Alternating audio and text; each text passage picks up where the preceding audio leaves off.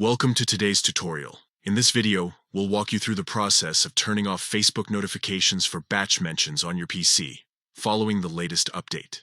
If you've been overwhelmed by notifications from group posts or tags like @everyone, this guide is for you. Let's get started.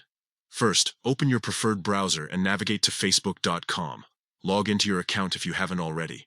Once you're on the home page, look towards the top right corner of the screen and locate the notifications icon. It looks like a bell. Click on it to access your notifications.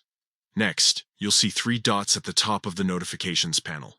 Click on these dots to reveal a drop-down menu. From here, select Notification Settings.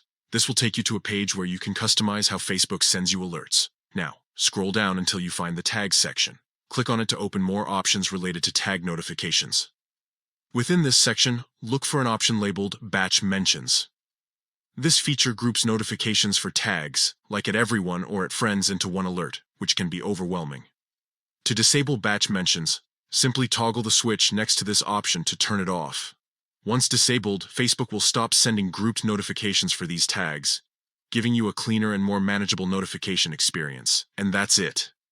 You've successfully turned off batch mentions on Facebook using your PC.